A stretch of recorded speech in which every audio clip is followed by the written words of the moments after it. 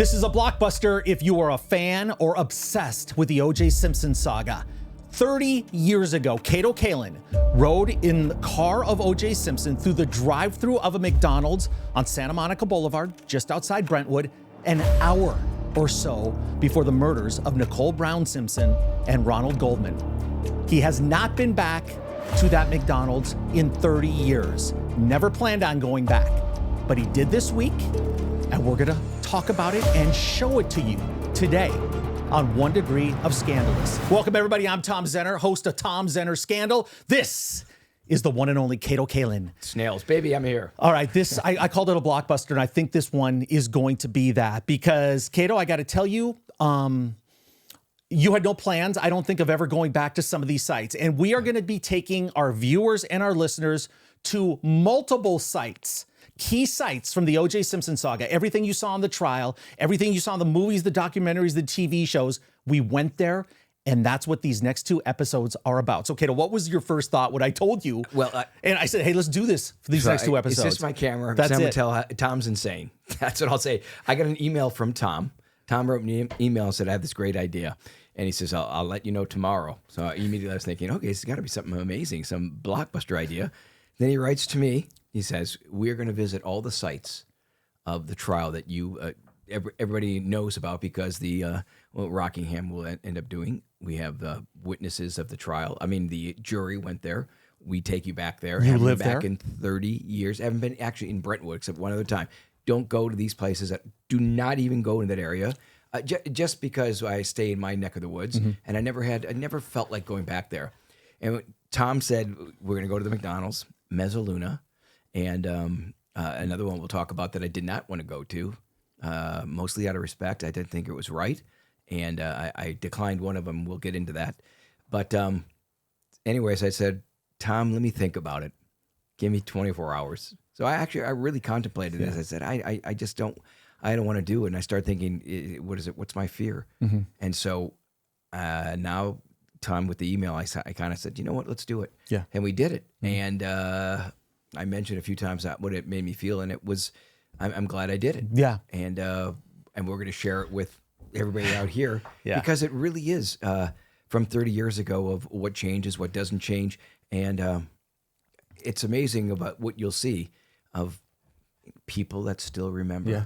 Yeah. And we got some surprises. Yeah. There's going to be some surprises. And you know what? The last thing I wanted to do was make you feel uncomfortable. Right. But I also thought this could be something that might be therapeutic. You live in Los Angeles, right? You work in LA in the entertainment industry. There's reasons for you to be on the West Side, right? And for you to consciously or subconsciously avoid it for 30 years. I get it, right?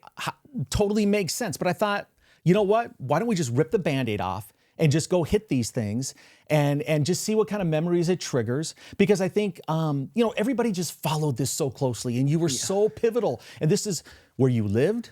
This is where OJ lived. This is the McDonald's that was just so big and so talked about. well, the difference is going there, to me, it felt like the next day. It didn't feel like 30 years, so it made me feel like it was still in the zeitgeist of what's going on in the world. When it wasn't, it's been 30 years past. But being there, I would think that people are judging me or looking at me weird that I'm back there. But I have to realize it was 30 years ago. Yeah. But the feeling of being there brought everything back. Yeah. And we're looking forward to everybody's comments. You're going to have a lot to comment about when you watch this.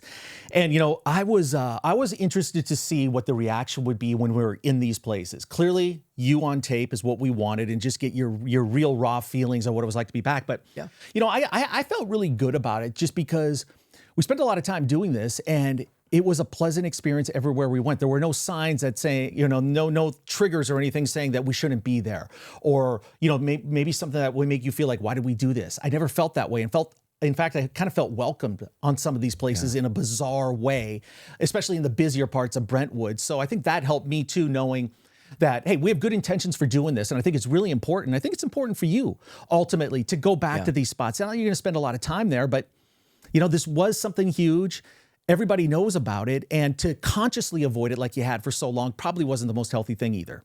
Yeah, I'm like I said, I'm glad I did it. And it's you got to look at it. It's just buildings I'm looking at.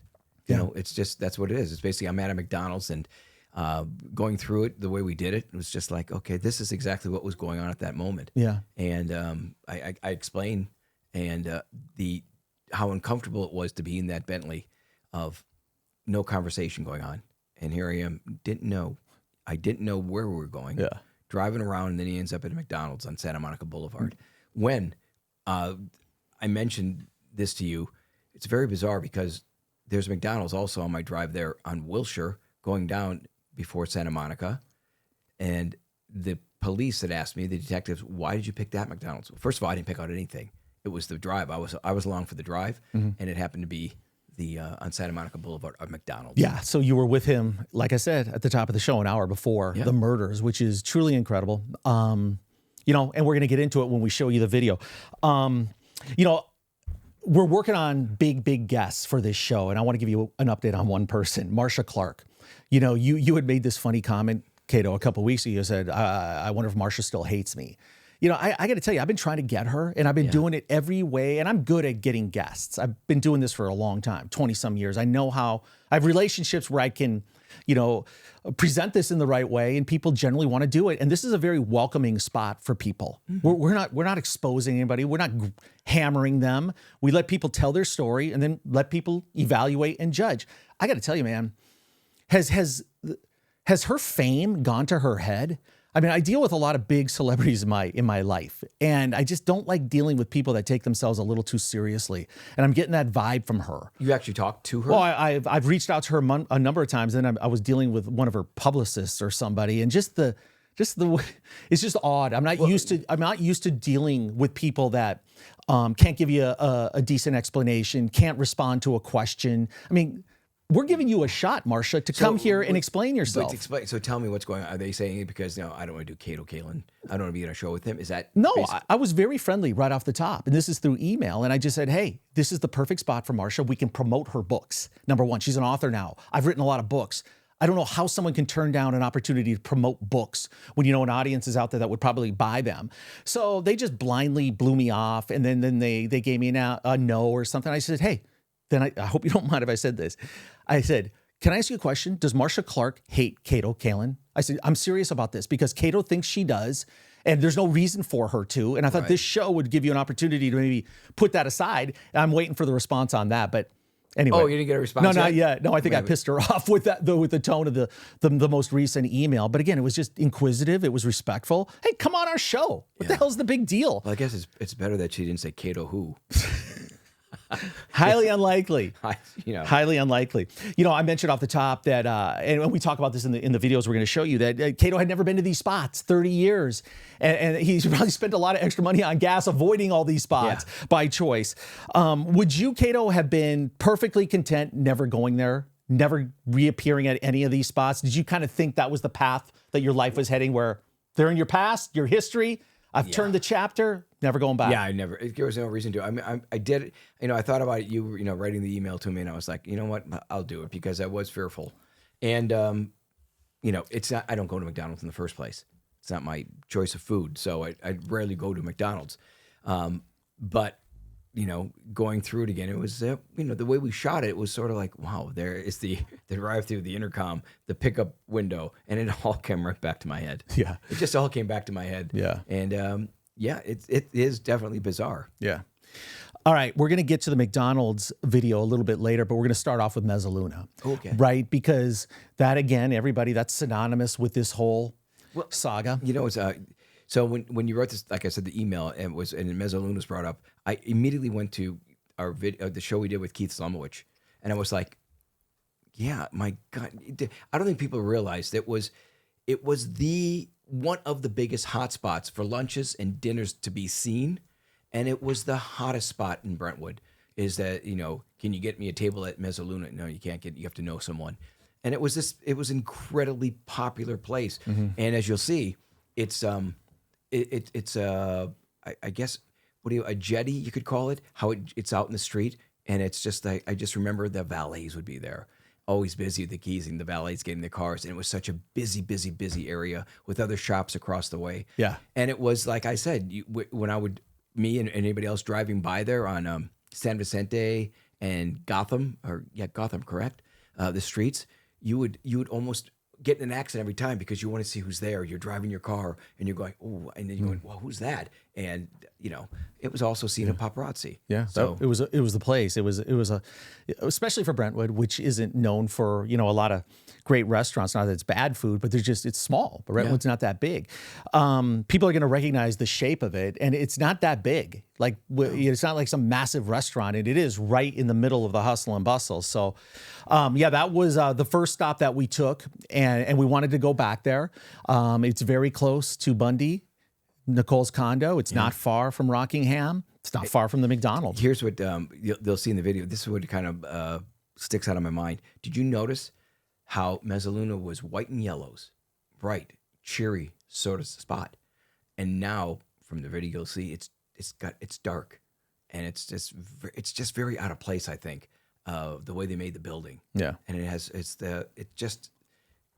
just dark. Yeah. So, well, especially how you're used to remembering it, right? Of course. And then you go back there and it looks a little bit different, even though the shape's the same. But yeah, we're going to take everybody on a little tour of that little part of Brentwood, that little corner where Ronald Goldman obviously worked, to where he brought the sunglasses from and walked to Bundy.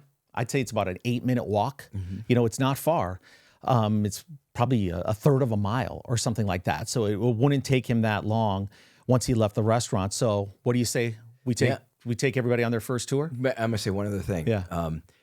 Obviously, in the 30 years, it became many different places. What it's called now is Shades, but I think a few different coffee houses. What I liked about what you did is that during these interviews, that you would always bring up the facts of certain things, of the changes, and then you came up with a statistic of how many days it was in another episode. And it's great to look at it that way, of how much time passage and how many things have happened. And you would bring up certain things, what things cost back then. And it's I like the way it was all tied in from 1994 to 2024, 25. Yeah. So it was a different world back then, wasn't it? Yeah. And we're going to uncover that in these videos. So what do you say we take everybody? We're going to go on our first stop here.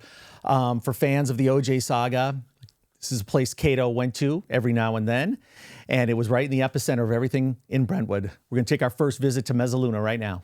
Okay, we're in a different part of Brentwood now, another very pivotal place, key spot in the whole OJ saga. And you can see the traffic just from the cars, and you can see the traffic here in this corner, probably the most popular corner. And it was where a lot of the A-list people used to go right here, not to Shade Store, but to Mezzaluna. This is where Mezzaluna was 30 years ago. I think it changed quite a few names. Yeah, right? it was a Pete's Coffee. Now it's the Shade Store. But you can see this is a hot spot, right here in Brentwood for dining. Kato, walk over here with me. Yeah. And you're right, though. This is an intersection. You got Gorham, you got San Vicente. This is a very, very busy area. I'll tell you what, it's Range Rover, it's Porsche, it's Tesla. It's all upscale here. So that's what you can kind of tell in this area. Very, very upscale. And now this used to be a restaurant. Now it's just a place to get shade, I guess. Shade Store. Did you ever eat at Mezzaluna? Yeah, I did. I get in Mezzaluna quite a few times. It was too expensive for me at the time. It brings me back to, if you guys remember our episode, Keith Slumowich, this is where Keith actually was the manager of quite a few Mezzalunas, Aspen, and then this is where he treated Nicole and her friends one night. Was this the one where he, I don't know. That was in Aspen, I think, when they came up to Aspen. Yeah, and they did where OJ pounded on the table. In his story, there was another Mezzaluna. Yeah, and this is obviously where Ron Goldman worked as a waiter. But if you look at the front here, you'll definitely recognize it if you've seen pictures of Mezzaluna back in the day. So this framing, it's the exact same shape. You can see here, it's right on the corner. Right, this is what's great. It's sort of that triangular. It's a very famous shape of the place, Mezzaluna, and all the pictures from 30 years ago. It's sort of ingrained in the mind of what this corner would look like, and it's still the exact same, just different ownership and name. Yeah, it's crazy. I know you don't ever come to Brentwood anymore, Kato. And you're working in LA. There would be reasons for you to be in this area, but you intentionally avoid it? Yeah, I don't want to. I didn't want to come here. I did it for our show to make it because 30 years and our show is focused a lot on the of having all the other people on our show. So I think it's kind of cathartic, actually, to tell you the truth, of being here, kind of conquering your fears of showing up here again. And like I said, it's a different name, but this was probably the biggest hangout in the day. Yeah. 30 years ago. Yeah, because Brentwood's not known for restaurants. You go to Santa Monica, you go to West Hollywood, you go to Beverly Hills, all within minutes of here.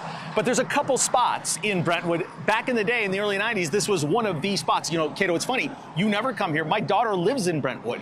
So I'm in Brentwood very, very frequently. We are always in this area. There's a couple restaurants we go to right down the street. So this is all another good point Tom brings up, is that a lot of people like this place because it was family neighborhood you could walk to, and so it became a great place for the kind of the elite or rather wealthy would come here as their watering hole and eating hole right here at the Mezzaluna. Yeah, and the famous story is, you know, right around here, you know, you have the Ben and Jerry's that used to be here. That's where they went for ice cream after the dinner. And then there's that famous story of OJ seeing Nicole talking to Ron Goldman. You know, that happened right around here. This is the heart of Brentwood right here. And we just came from Bundy. Kato, it's what, a third of a mile. It's very, very close. Yeah. You walk there, essentially. So this is the heart of Brentwood. And this is one of the key spots right here. And yeah, Kato, like, you look at that, that is what Mezzaluna looked like back in the day. Wow. Yeah, pretty impactful. As a matter of fact, we're really close also to Rockingham. And I don't know if it's, well, the house, we're going to, do you want to go? Yeah, that's our next spot. We're heading to Rockingham. And I have not been there in 30 years. So we'll see. And my guest house key does not open any door because it's totally knocked down. So let's head out. Off to Rockingham. All right. All right, so there you go. That is the former Mezzaluna, now the Shade Store. Kato, if you need some shades, Yeah, go to for Shades. some drapes, some blinds. I don't know, whatever else they had there. We didn't go inside, but you got a spot now. We know the shots are there, the streets, and now you see every car going by. Mercedes, there's some Porsche and all that. It's the exact same. Just the newer version of those cars. It's just the affluent area that it is. And you know, you mentioned about Ben and Jerry's, and that's where Nicole would get the kids ice cream. But there's another place that we used to go to when I lived at the Gretna Greenhouse, and that was Soup Plantation, which isn't there anymore. But many times I'd go with Nicole, Justin, and Sydney to, and with other friends that Nicole would bring to the Soup Plantation, even in the Kardashians too. So it was really bizarre that I would be part of that, the group of having our Soup Plantation. I just remember Sydney and Justin used to go and get all these sunflower seeds, and they just would smother their salad plate with just sunflower seeds. So the managers knew they were coming. Well, there you have it, world. You know, every other episode of the Keeping Up with the Kardashians was Khloe, Kourtney, or Kim chowing down on salad. I mean, seriously, the amount of time that they spent chomping on salads in that show, it has to be tens of hours. So you're to blame for that. So was that their food when you went with the Kardashians? Like I said, I was mostly with Justin and Sydney, but yes, they definitely were there and joined. Yeah. So, yep, good times. Yeah, you know, you mentioned that, and you know, Nicole and the kids named their dog Kato. I mean, you must have like bonded with those kids instantly. Yeah, it was. I've always said this before. I think they calling the dog Kato. It was not. It was sort of like out of love. So it made me feel like, wow, these kids are great. They're calling the dog Kato the Akita, and just kind of cool. And the dog was beautiful from a puppy on, becoming just this huge Akita watchdog. Well, you had that funny line a few episodes ago. I think about the dog drinking out of the toilet bowl. Yes. Like, Kato, quit drinking out of that toilet bowl. And I was like, oh, did I do that? Maybe I was drinking. I don't know. But it was, thank God it was the Akita, not Kato. I remember when Kato died, and it was the cover of People magazine. And I had so many calls because it would just be, if it was radio, it said Kato died. It was a big story. Mm-hmm. It really was that the Akita died. It was a People magazine cover. Yeah. So it's the dog got the cover of People magazine. Well, I mean, the dog was famous. It discovered the body. Yeah. You know? It was yeah, Nicole's body was terrible. What were the kids like? You know, because they've escaped from public consciousness completely. They don't want anything to do with the spotlight. You can't blame them. Talk about the tortured, you know, just mixed feelings that they have. I mean, yeah, it's insane. I'd love to know how they're doing. I've no contact at all. Back then, they were just, these kids were hilarious. Didn't loving each other. They just were like helping each other with homework. Always just a perfect, beautiful kids. Yeah. Just perfect, and always, it just seemed like they were always out laughing. Yeah. You know, it's crazy because everybody knows how close Kris Jenner and Nicole were. Mm-hmm. You saw it. You were at multiple functions with them. You hung out with them. She turns her kids into global superstars, billionaires. it would have made sense if these murders hadn't occurred that OJ and Nicole's two kids probably could have had the opportunity to take that same path.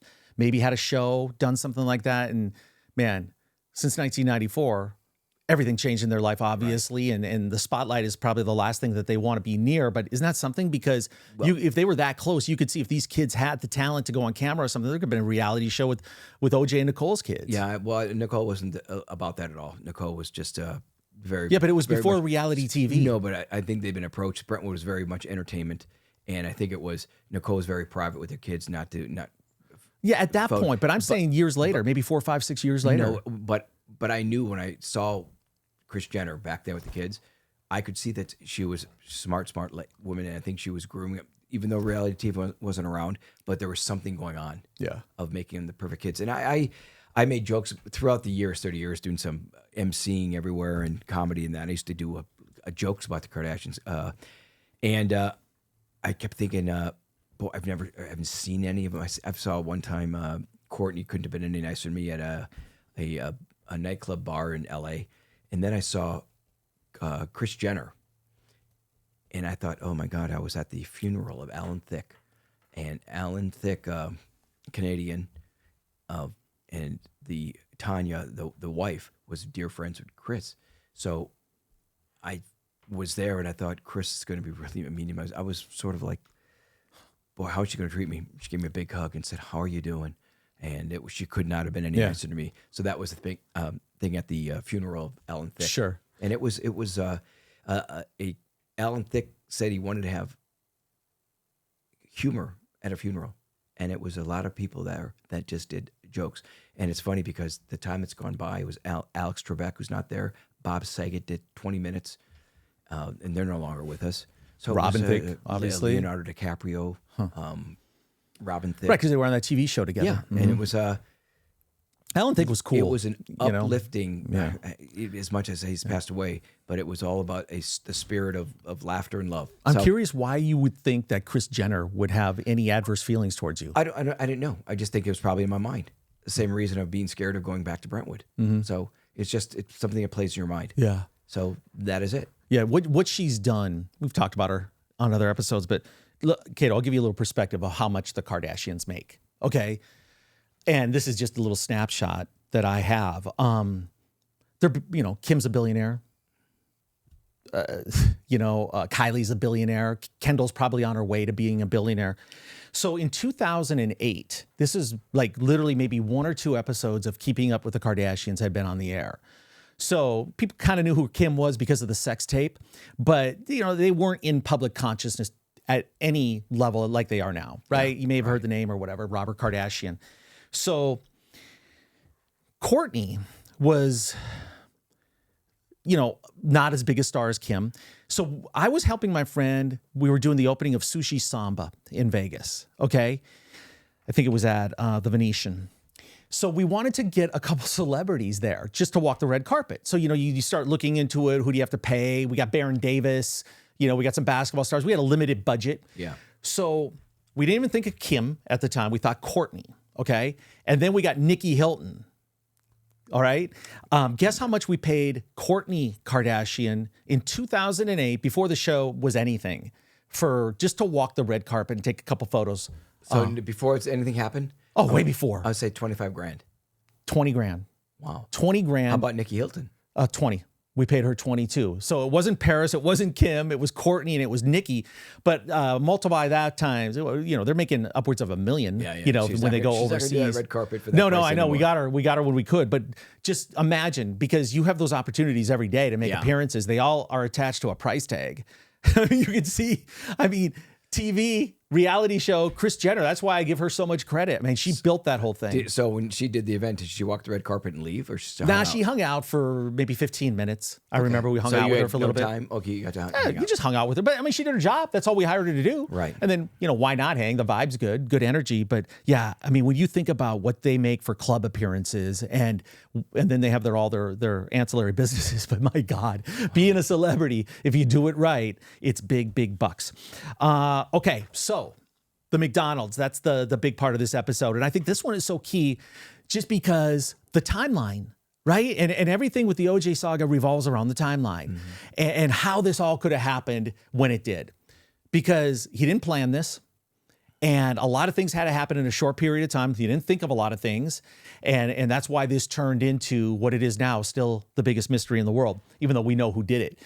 But you were with him in that car, in that drive-thru, which you stood 5 feet away from yesterday when we taped this. So just take us back to that day again and just remind everybody what it was like when he asked you to go to McDonald's, because he had broken up with his girlfriend that day, and there was a lot. He had the recital, right? But he didn't ask me. Okay, I didn't know where we're going. He came in the door. I invited myself, so that's the big key. I invited myself, and he was uncomfortable about me coming. I felt that he was uncomfortable because he didn't answer me right away. So I thought I overstepped my boundaries with the celebrity of O.J. Simpson. Then he said, "Yeah, sure, you can come along." So from that moment on, I felt like, oh, he doesn't want me in this car. That's why there was no conversation really at all in the car, because I overstepped my boundaries of being with O.J. Simpson. Now he's driving the car, and there's no real dialogue going on. He's just kind of I describe it as being in deep thought. He's in a mood, and I felt like I'm not going to disturb him. He doesn't want to talk, obviously. He's going to leave for Chicago, and he drove. And when we went there, when we filmed this, I've never seen more cars in a drive-thru at McDonald's. This was Sunday night. I think we were just us there, order and go right to the window. It was very quick to get this stuff. And so the first thing I said in that car was, "I'll have a grilled chicken sandwich." So that was pretty much the dialogue, and a small French fry. And I believe, if I can remember correctly, I think it was 2 quarter pounders, and it was just pounded in immediately, like in one or two bites. Yeah. And I was, as you see in the transcripts, I didn't want to eat in the car, and Marcia Clark had asked me, because you bring up Marcia Clark, it's like, was he seem excited to eat with you? I said, well, wouldn't you? And it was part of the trial, and I wasn't trying to be funny; it just came out that way, and it was a big thing in the trial of saying that. And so I love the way that we did the shooting of this of the McDonald's, because honestly, it really felt like it was the next day. Exactly, it was just. And it didn't seem like much change. It seemed like the building it still seemed like no real upgrades, and it looked the exact same of the, of a drive-through, the intercom, and then picking up food. Yeah. You just mentioned that famous moment in the trial when you said that to her. I mean, that was, that thing. Everybody was talking about that. Do you remember, where was your mind during the trial? Because you couldn't. Did you know what kind of questions would be coming? Was there rehearsal? Yeah, not a rehearsal, but I heard certain questions, but just things to think about. But no, that just came out. That wording just came out that way. Yeah. So a lot of it was just me thinking, did she talk about this before? I think she kind of did bullet points. It was sort of like doing an episode of Curb Your Enthusiasm with no script, but just see where it goes and to get bullet points. And it led to that. Yeah, ad lib, man. That line, that's when everybody started falling in love with you, because they saw you were real and just kind of, you weren't scripted, just that natural personality. It wasn't, I obviously didn't expect a laugh and all that, but it's incredible how it made me lose the tension. It just became more real. So it had to lighten the mood in the whole courthouse that day, right? Yeah. All right. And so, being there though, was him ordering the food and all that, and then the drive, and that was it. Next thing, I didn't eat in the car. Mm-hmm. He ate his food. I didn't want to, and Sunday night it was the June gloom. Mm-hmm. The weather was just like that. Yep. And then he never ate. He never went inside the house. Just crushed it right there. Yeah, I just stayed at the door of the Bentley, and I went to the room. All right. Well, we got a lot to talk about what happened during the filming. We're going to talk about it after we show this clip. But hey, like I said at the top of the show, Kato Kaelin was in the car with OJ an hour before the murders. They go to McDonald's 26th in Santa Monica on the west side of Los Angeles. And that's where Kato Kaelin went back yesterday with a camera and me for the first time in 30 years. Well, this is really kind of monumental. I literally looked it up, Kato. It's been 10,998 days since June 12th, 1994. Wow. You were at this site. This is the McDonald's on Santa Monica Boulevard, not far from OJ's house on Rockingham. I'll tell you something, Tom. So I'm driving here today. I'm driving down Wilshire, and there's a McDonald's much closer, and that was one of the questions the detective asked. Why didn't you go to that McDonald's? Well, we didn't know where we were going. I didn't know it was going to be McDonald's. Next thing you know, you can see there's a drive-through here. We're one of the cars in the drive-through. Of course, late at night, it wasn't this crowded. And that was it. I said in my head, we're going to McDonald's. Yeah. So it was sort of like he was just driving around, and we ended up here. So and the order was, I think, 2 quarter pounders for him, and I had a grilled chicken sandwich and French fries. It's been 30 years in 1 month. It's unbelievable. And this literally is the first time you've been back here, right? First time. I think this episode is going to be one of those. I got eerie sort of feeling because of things that we're going to be seeing, the sites. So yeah, this is the first time ever even going sort of into Brentwood, except for when I got married. But this is kind of the first time at all. And this is weird that the McDonald's looks identical. It looks like the same. Like there's been no upgrades or anything. Right. This is the drive-through. So clearly Kato and OJ were in the Rolls Royce coming right through here, ordering right there. This is an hour before the murders. Yeah. I mean, the timeline just standing here is incredible. And so many people watching this that live in LA have been by this McDonald's, but this is it. And this is the first time Kato's been here. You don't regularly go to McDonald's, right? No, I mean, when you found out you were going here, were you a little surprised? Yeah, completely. Like I said, it was just ended up driving on Wilshire Boulevard, and it was this McDonald's. And the only reason I kind of remember that is because the cop said to me, "Well, why did you guys go to that McDonald's?" I didn't know where any McDonald's were. So they said there's a much closer one, and I had no idea. Right. I know crossing over here, we crossed over Bundy, and meeting you when I came here. I crossed. Yeah. I saw all these, all these things that are just 30 years ago, and it feels like once again fresh today. Eerie, kind of crazy. I would like to even see if the same people are working here. Or it'd be a really great thing. I know we can't go with the camera. Can you imagine if you'd go in there and say, "Hey, do people still mention this the McDonald's?" I'll go in there. I'll see if they do. I think that's really interesting. Santa Monica Boulevard's right here. So that's north. This is south. Where would Nicole's condo be from here? Could you point it out? It would be... I believe it's this way, Okay, right? yeah. Bundy is that way. Yeah. Really close by. Yeah. So that's where it would be. Do you remember anything else about that night? Like the You know, drive-through attendant? Can we walk with George yeah. here? I'm going to show you something really quickly. Yeah. So, like I said, we go to the drive-through, and you can see the order. And I just remember we're in a Bentley. And it's a Sunday, and going. The order. That's when, of course, the order came through on this. And the drive-through, and I remember getting the food, and there was no conversation. Nothing's going on. Just sitting kind of in the car, and I felt like, in my head, I kept going, "He doesn't want me here." And it was silent. And I think that kind of all leads to that ominous thing of, boy, there's no conversation. I'm sure not going to force it. Right. I'm the guy that invited myself here, and that was the pickup.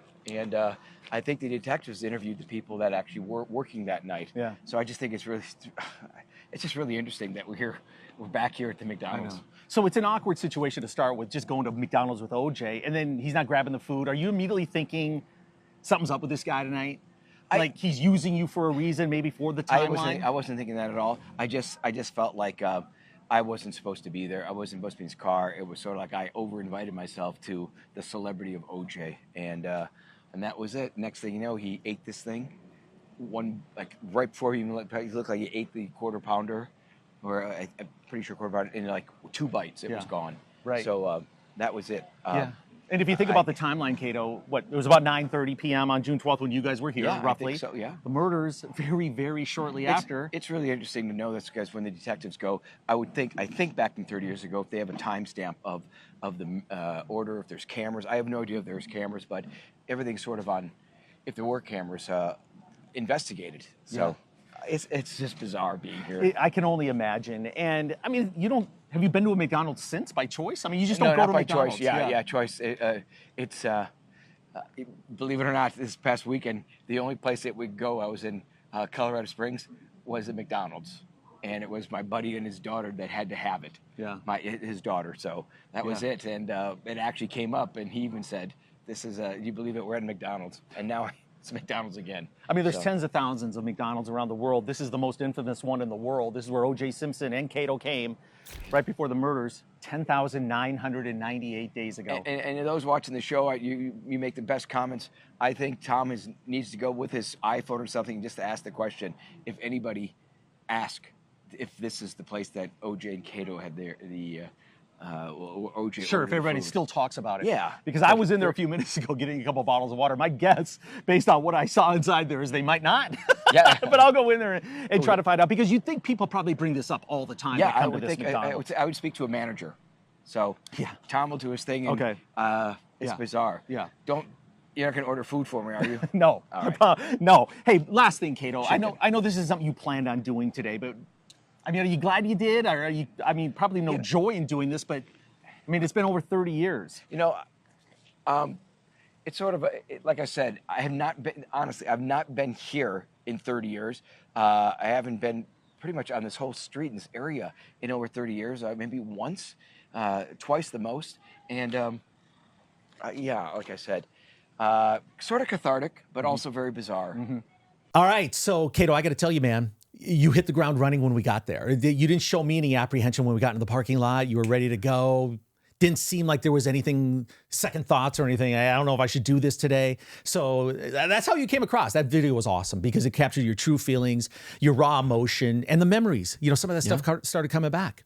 Yeah, and I agree with you with everything you said. And, you know, I think we mentioned, maybe we didn't show it here in the clip or not, but we mentioned about employees came out just by chance. Yeah. And me asking them does anybody bring up that OJ ordered a meal here and all that?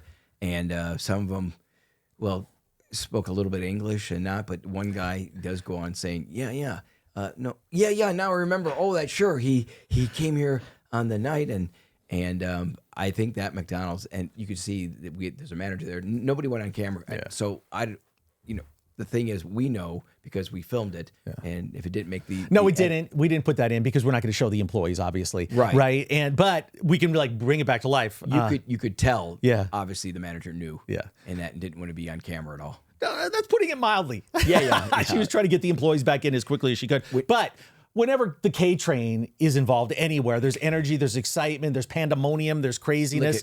When the managers start throwing ketchup packets at me, that's when I knew, let's go, Tom. Time to go. Yeah. You know, we had some really funny comments when we posted this on our community page.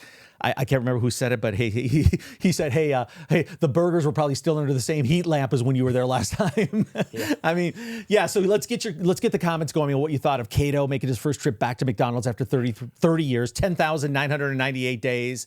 That's a lot of days, Kato. Yes, it's you know what? The 30 years at McDonald's, it's sort of like the same waiting time as going to In-N-Out Burger. You take that long on a Saturday. I did that on Sunday. You go that. Yeah. Like what year is it? We were going to get our food. Yeah, but it was incredibly busy. Yeah. And as you know, Sunday it was nobody there, and we just went right through. Yeah, the only big difference is now McDonald's is 5 times as expensive as it used to be. Yeah. Yeah, but the food's exactly the same. The menu, the McDonald's looked the same. Yeah, it was funny because we did want to know. Now, I went inside, I saw the employees. They're too young. I mean, this is a different generation. Right. They don't remember. Parents might. The manager, I think she was just thinking, get your ass back in here. We got stuff to do. Why are you talking to Kato Kaelin? Manager knew. Yeah. Manager knew. Yeah. But yeah, they've done some renovations to that store over the year, but it's the exact same spot, same everything. McDonald's doesn't vary too much from the blueprint. We had Tom Lang on the show a few times, and Tom's great. Did he ever mention about talking to the person that got the order? No, he never did. If they ever... You know, I told Dax Holt last week on our episode and go back and watch that one too. It was great. Dax from TMZ. I said, if TMZ had been around in 1994, they probably would have went to that guy. Oh, 100%. You know, the person that worked the drive-through and got them to talk. Yeah, and go back and watch our entire saga because Tom Lang, Alan Park, Kato, Jill Shively, Skip Junis, they all lay out the timeline of June 12th. Jim Murray, the shoes. Jim Murray with the shoes, with the recital. He was at the same recital as OJ and Nicole because his daughter was in the same dance troupe. But if you go back and if you haven't seen our saga, we did a special 3-part saga on the OJ Simpson case back in June, and we did one on June 12th. So we had the whole timeline, which this was a big part of, and now everybody just saw you go back to McDonald's for the first time in 30 years. Plan on going back to McDonald's anytime soon? Probably not. No, probably not. Yeah. Okay, so you survived that. Yep. Glad you did it.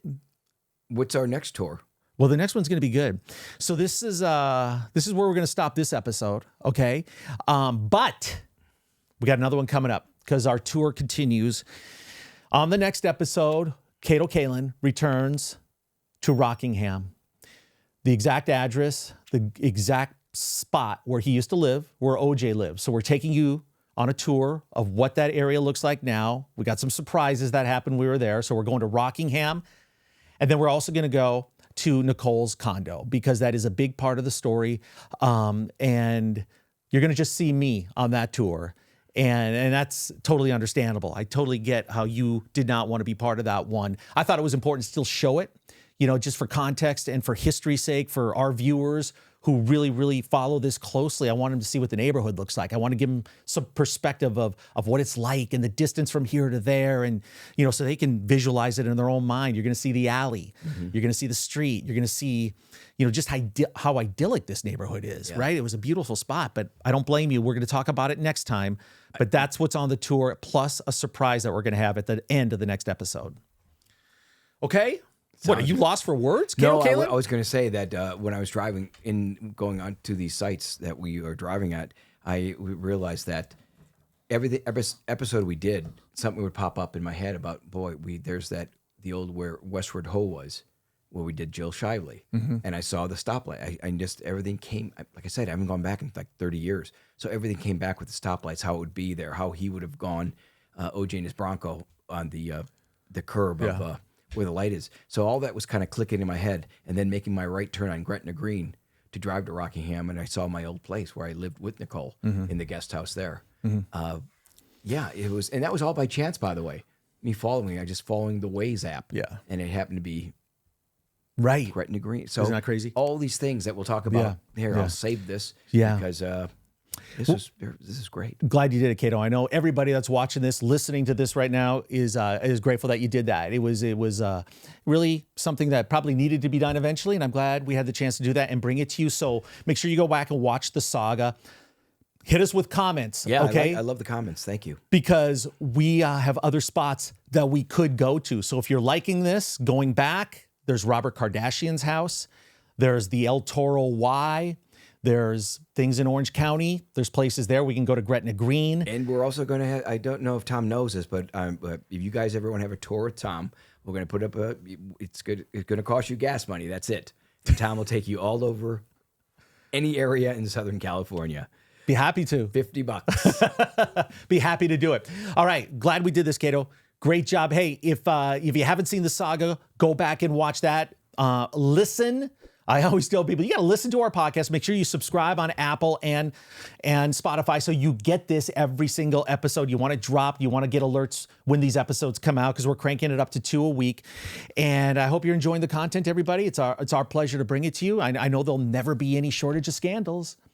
It's funny, Kato, because, I threw a couple comments in there too. Are people going to be as interested in the OJ saga 30 years from now as they are now? And I think, yes. I think maybe not quite as, but a lot of this stuff isn't going to go away, right? The only thing that's going to change is more people are going to die. Right? That just won't be around anymore. So Right. I also, and like I said, it's always the template. It'll always be brought up. I don't think it's going to be as big, but it will definitely be brought up because it changed everything in the court system. Yep. All right. Hope you enjoyed the tour. For the one and only Kato Kaelin, I'm Tom Zenner. Tom Zenner Scandal, 1 Degree of Scandalous. Thanks so much for watching, everybody. We'll catch you on the next one.